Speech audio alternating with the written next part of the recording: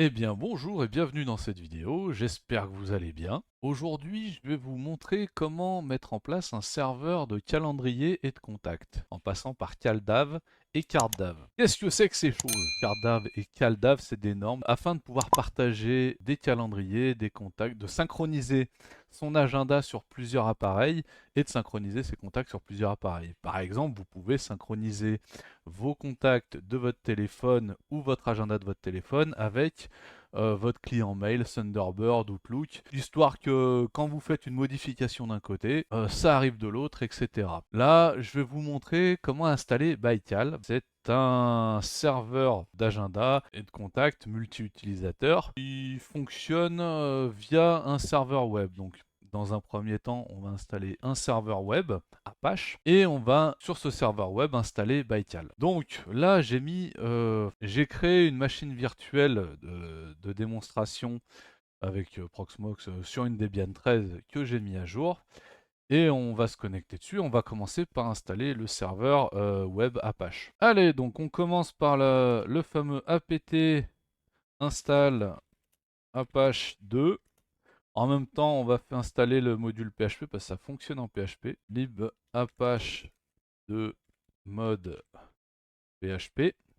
Et on va installer les extensions PHP pour fonctionner. Baikal peut fonctionner avec une base de données MySQL ou MariaDB. Pour une utilisation juste pour quelques utilisateurs, là je vais vous montrer comment fonctionner Baikal avec un serveur avec SQLite. Une base de données juste avec un fichier que PHP gère lui tout seul de son côté pour son fonctionnement. Voilà, c'est plus pratique pour les sauvegardes, etc. Donc on va dire que pour pas beaucoup d'utilisateurs, 5-10 ça suffit. Par contre, si vous avez plus d'utilisateurs, là oui, il faudra un serveur SQL. Donc là, on installe libmon PHP, PHP SQLite 3 pour la gestion de SQLite par PHP et une autre extension, PHP DOM. Baikal en a besoin pour fonctionner. On installe tout ça. Une fois installé, on va vérifier que le serveur web tourne. Donc là, le serveur web fonctionne. J'avais mis l'adresse IP en 192.168.0.28, mais on va le configurer. Dans la doc d'installation de Baikal, vous voyez, bon, il demande que PHP soit installé, qu'il y ait une base de données, bon, nous on va utiliser SQLite, et un serveur web type Apache ou Nginx. Donc ça, on vient de le faire. On va télécharger la version de Baikal, dispo sur GitHub, donc ouvrir dans un nouvel onglet, et on va télécharger la dernière version. Donc là, je vais faire copier le lien, et on va télécharger le fichier zip de Baikal.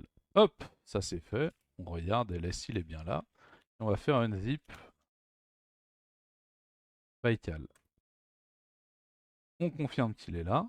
Et là, on va le copier. On va le copier à l'endroit où le serveur web a ses fichiers. Donc là, on va faire un petit cp Baikal cp-r. Sinon, on va pas tout copier. Baikal, tout, on va le mettre dans /var /www. Normalement, c'est copié. Ensuite, il nous dit qu'il faut changer les droits. Les droits de deux répertoires. On va faire tout de suite. Donc on va se retrouver dans /var/w.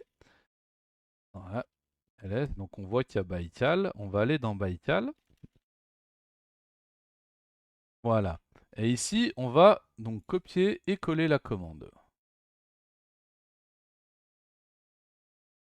La commande, qu'est-ce qu'elle veut dire? chown, c'est pour changer les propriétaires des répertoires. chown-r pour que ça se répercute sur les répertoires, sur l'arborescence répertoire cible.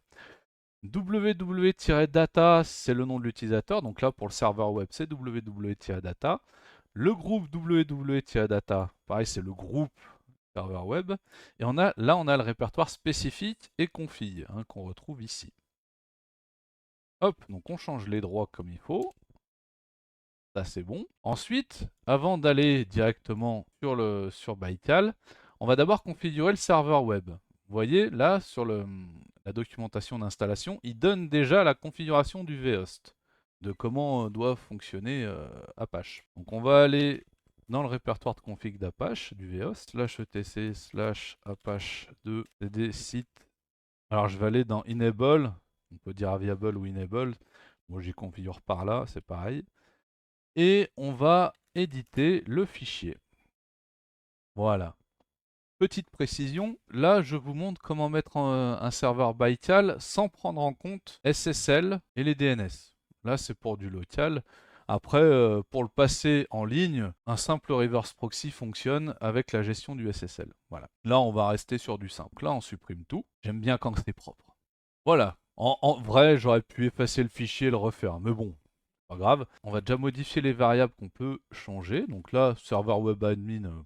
allez. Document route, important. Là, le document route, vous voyez, il est ici. Normalement, si vous avez fait comme j'ai fait, ça devrait se retrouver au même endroit. Donc on va juste rajouter Bytecal ici et HTML. Server name, on s'en fout parce que ce sera par défaut. Important, on va avoir besoin de la réécriture d'URL. La réécriture d'URL, c'est quand on tape une URL ou un fichier qui va sur le serveur, bah, le serveur web traduit, dit « Ah bah, si l'URL ressemble à ça, je vais aller chercher tel fichier. » Bytecal fonctionne avec ça. Donc on va en avoir besoin. Donc on copie et on colle. On refait rapidement la mise en page. Hein. Voilà. Ensuite, là, il nous donne pour l'arborescence, bah pareil, on copie et on colle. Faut que le fichier ressemble à celui de la documentation, hein, en changeant les variables s'il y a besoin. Voilà. Et cette dernière section, je ne vais pas la mettre, comme je vous disais tout à l'heure. Je ne vais pas utiliser SSL pour Bytecal.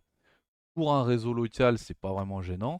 Si vous voulez avoir accès à Bytecal de l'extérieur, à votre agenda à contact de l'extérieur, il faudra activer SSL. Hein. Alors, soit directement sur le serveur web, soit en passant par un reverse proxy qui le gère. Le fichier, voilà à quoi il doit ressembler. Donc, pour résumer, serveur admin, c'est l'adresse email de l'admin. Document route, c'est là où le serveur web va taper pour ses fichiers. Rewrite engine, c'est pour activer la redirection d'URL avec les règles de redirection d'URL. Directory, c'est la configuration pour ce répertoire-là. Les modules, le fichier log. Donc quand on a tout vérifié, on écrit. On doit activer aussi le module de redirection, de réécriture d'URL. Donc on va faire un A2 endmode rewrite, je crois. Voilà, donc là, on a activé le module de réécriture d'URL. Ça, faut le faire, sinon il ne l'active pas par défaut. Et là, on va pouvoir redémarrer Apache. Donc système CTL, Apache le serveur web. Restart, Apache 2. Et normalement, côté serveur web, on est bon. C'est ce qu'on va essayer tout de suite. Donc là, on est là. Et si je fais entrer, voilà, on arrive sur Bytecal. À partir d'ici, ça va être simple. Donc, pour l'installation, là, on met le fuseau horaire, tout simplement.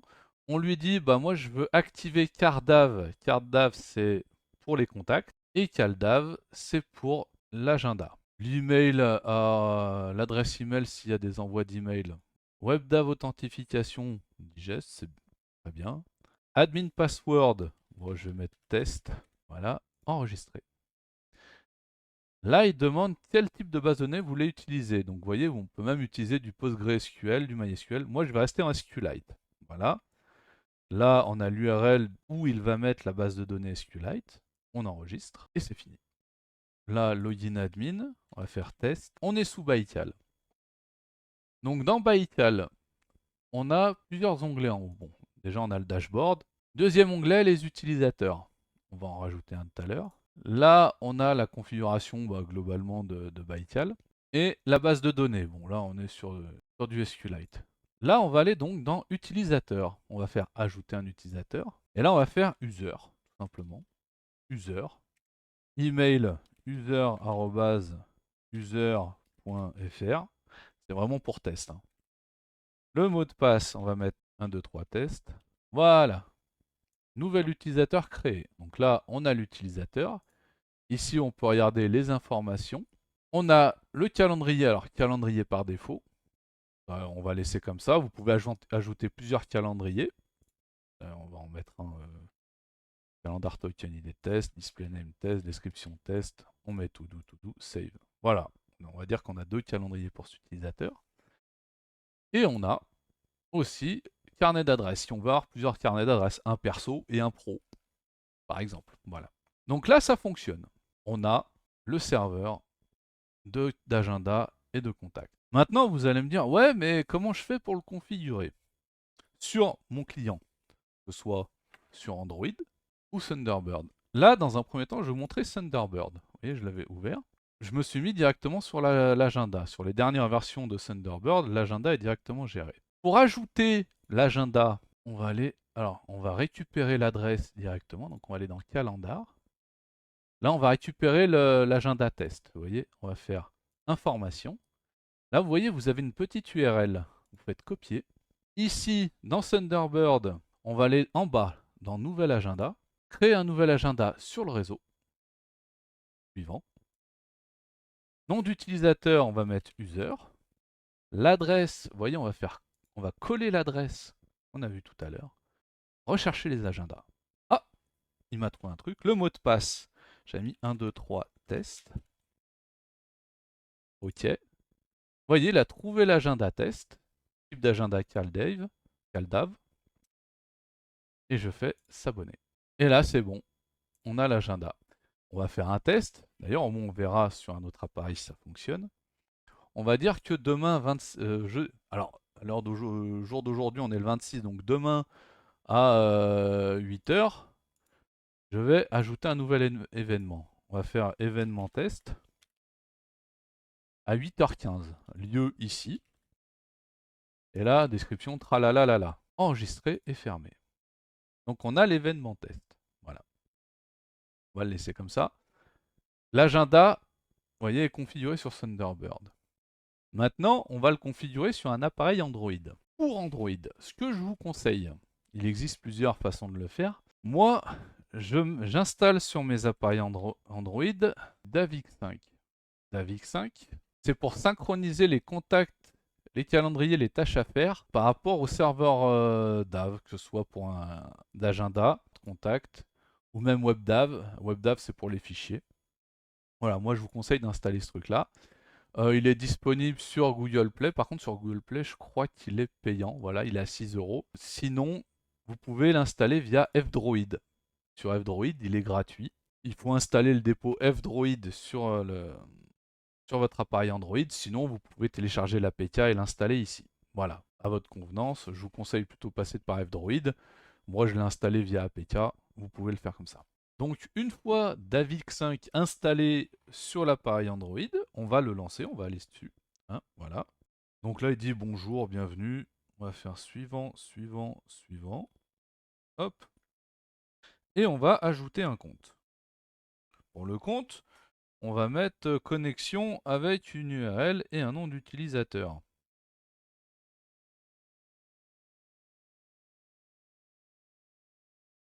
Se connecter. Et là, voilà. Donc là, il a trouvé notre compte utilisateur, enfin notre compte utilisateur sur le serveur Baikal. Alors là, c'est pour les contacts, on va laisser en vcard. Hop, on finit. Donc là, il a trouvé le calendrier par défaut. Enfin, le calendrier par défaut, on va l'enlever. On va prendre test. Voilà, donc là, ce qui nous intéresse, c'est le calendrier test. Je crois que c'est là-dessus qu'on l'avait mis.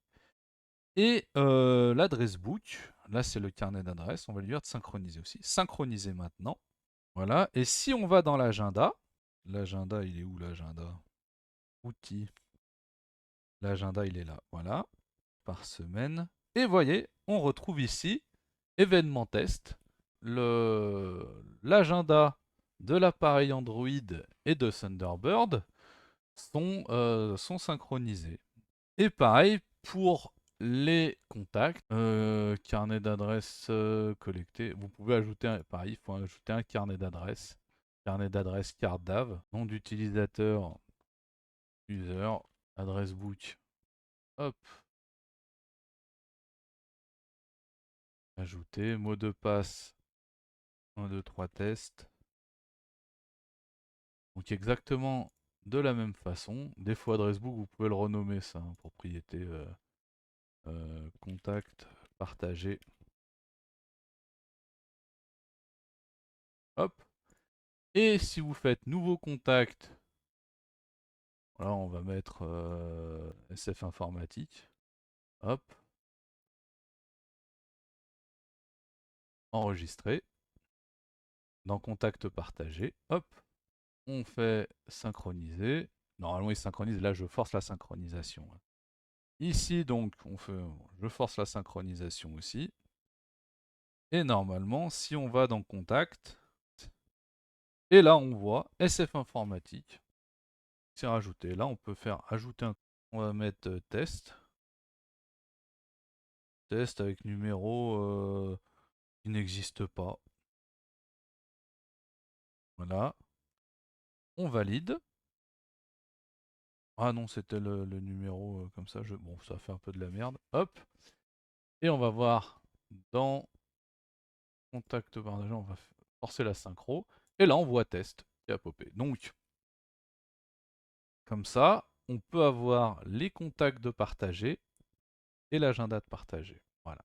Voilà, donc en résumé, dans cette vidéo, je vous ai montré comment mettre en place, en passant par Baikal, un serveur donc d'agenda et de contacts, pour avoir un agenda et les contacts partagés sur ces différents périphériques, donc via Thunderbird, via un appareil Android.